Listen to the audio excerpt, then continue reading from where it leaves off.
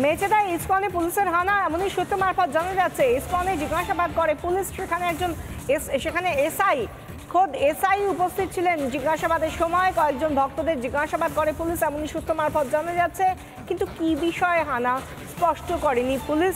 কিন্তু যেটা জানা যাচ্ছে সূত্র মারফত, ইসকনের স্থানীয় ভক্তদের গিয়ে জিজ্ঞাসাবাদ করা হয় পুলিশের তরফ থেকে, এবং সেই সঙ্গে গয়না, আর্থিক লেনদেন সমস্ত বিষয় নিয়েই জানতে চাওয়া হয়। আরও বিস্তারিত জানাবেন, সঙ্গে রয়েছেন প্রতিনিধি কিশলয় মুখোপাধ্যায়। কিশলয়, ঠিক কি কি বিষয় জানতে চাওয়া হয়েছে? কোনো দলিল দস্তাবেজ কি দেখা হয়েছে? দেখো বিশাখা, এই মুহূর্তে সূত্র মারফত এই মুহূর্তে সবচেয়ে বড় ব্রেকিং যেটা আমরা পাচ্ছি, এই মুহূর্তে সবচেয়ে বড় খবর বলা যেতে পারে বিশাখা, জানতে পারছি যে আজকে 8:30টার সময় মেচেদা ইসকনে পুলিশের একটি গাড়ি পৌঁছয়। সেই গাড়িতে প্রায় 8 থেকে 10 জন পুলিশ ছিল বলে আমরা জানতে পারছি সূত্র মারফত, এবং একজন এসআই ছিলেন।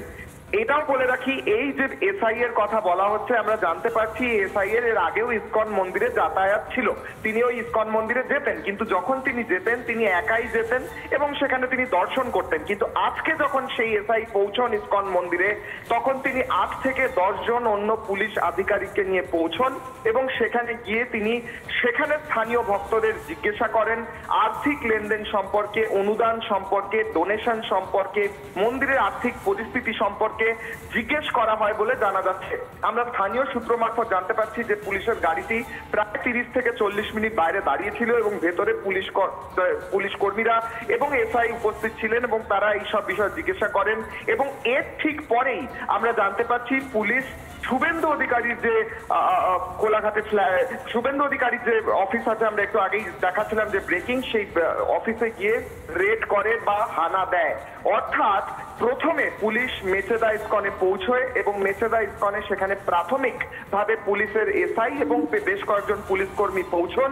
সেখানে স্থানীয় ভক্তদের তারা জিজ্ঞাসা করেন যে কোথা থেকে আর্থিক লেনদেন, কোথা থেকে হচ্ছে অনুদান, কে দিচ্ছে, কোথা থেকে টাকা আসছে বলে আমরা সূত্র মারফত জানতে পারছি। আবারও জানাচ্ছি বিশাখা, যে এসআই এর কথা বলা হচ্ছে, আমরা সূত্র মারফত জানতে পারছি তিনি এর আগেও ইসকন মন্দিরে, ওই মেচেদা ইসকন জগন্নাথ মন্দিরে যাতায়াত করতেন।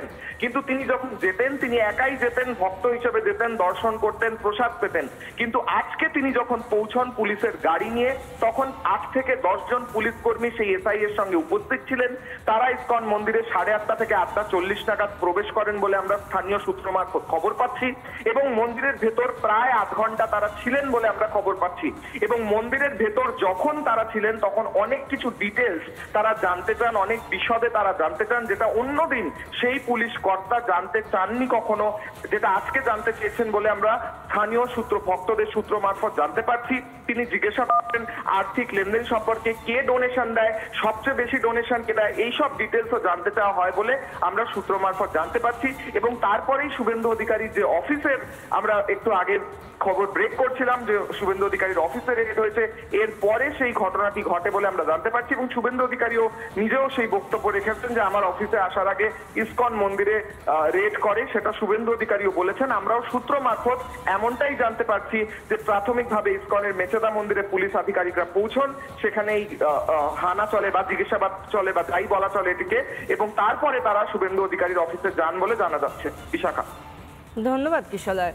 আমরা একবার শোনাবো আপনাদের এই ঘটনা যখন জানাজানি হলো তার আগেই শুভেন্দু অধিকারী তিনি রিপাবলিক বাংলায় exclusively Republic Bangla senior editor Mayukh Ranjan ঘোষকে যে কথা বলেন সেই কথার মধ্যে তার প্রতিক্রিয়ায় উঠে আসে যে তাঁর বাড়িতে পুলিশের রেড হওয়ার আগে মেচেদা ইসকন মন্দিরে পুলিশ যায় এবং জিজ্ঞাসাবাদ করে। কি বলেছেন শুভেন্দু অধিকারী, শুনুন। তৃণমূল বলে কিছু নেই, ভাইপো আইপ্যাককে দিয়ে চালায় আর চোর মমতার পুলিশ আইপ্যাককে সাহায্য করে। শুভেন্দু অধিকারী, আপনার জেলাতে জানেন আমি আমার এখানে রেড করার আগে ইসকন মন্দির রেড করেছে, ইসকন মন্দিরে রেড করেছে, ইসকন মন্দিরে গেছে, সেখানে নাকি আমি টাকা লুকিয়ে রেখেছি। হ্যাঁ, কোথাকার ইসকন মন্দিরে? জগন্নাথ দেবের মন্দিরের গেছে, সেখানে নাকি বিজেপি মেচেদা। বড় অভিযোগ আপনি দেখুন, no search warrant, no ECI person, no videography. কিন্তু এটা করাতে কি আপনারা একটু ব্যাকফুটে চলে গেলেন না? ব্যানার্জি সন্দেশখালীর রেড বলতে পারেন, হ্যাঁ, আপনাদের এভাবে শুভেন্দু অধিকারীর বাড়িতে রেড করলো, এটা তো তৃণমূল কংগ্রেস বলছে এটা হওয়ারই ছিল।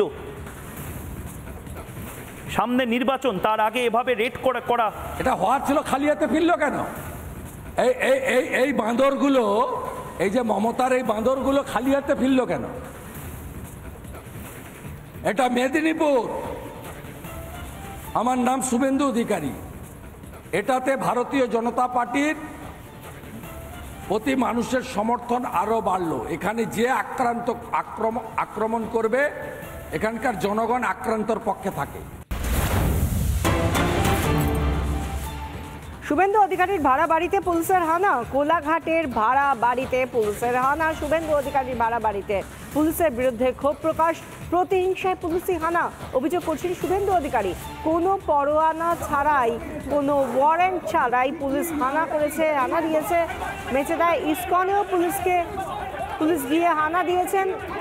এই কথা আগেই বলেছিলেন শুভেন্দু অধিকারী। কি জানিয়েছেন রিপাবলিক বাংলায় এক্সক্লুসিভ সাক্ষাৎকারে দেখুন।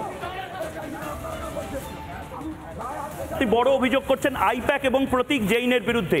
আইপ্যাক এই গোটা বিষয়টাকে অপারেট করছে বলে আপনি বলছেন, আপনি বড় কথা বলছেন।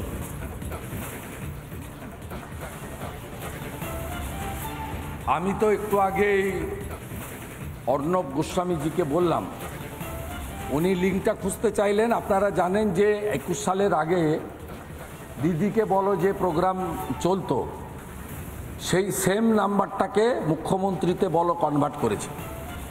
প্রথম টেন্ডারে প্রতীক জৈনের কোম্পানি তারা পার্টিসিপেট করেছিল, তারা টেন্ডারে 1 নম্বর হতে পারেনি, দিল্লির একটা সংস্থা হয়েছিল।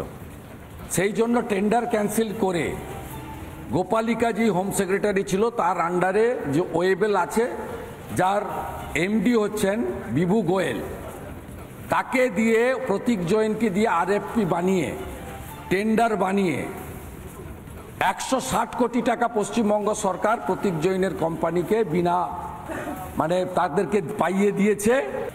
এবং আমি যে ভিডিও এতজনকে নিয়ন্ত্রণ করে একটা বেসরকারি সংস্থা, কি করে এতজনকে নিয়ন্ত্রণ করে? অভিষেক বন্দ্যোপাধ্যায়ের নামও আপনি বারবার বলছেন। আইপ্যাক তৃণমূল বলে কিচ্ছু নেই, তৃণমূল বলে কিছু নেই। ভাইপো আইপ্যাককে দিয়ে চালায়, আর চোর মমতার পুলিশ আইপ্যাককে সাহায্য করে। শুভেন্দু অধিকারী, আপনার জেলাতে জানেন, আমার এখানে রেড করার আগে ইসকন মন্দির রেড করেছে। ইসকন মন্দিরে রেড করেছে? ইসকন মন্দিরে গেছে, সেখানে নাকি আমি টাকা লুকিয়ে রেখেছি। হ্যাঁ, কোথাকার ইসকন মন্দিরে? জগন্নাথ দেবের মন্দিরে গেছে, সেখানে নাকি বিজেপি মেছেদা। বড় অভিযোগ আপনি দেখুন, no search warrant, no ECI person, no videography,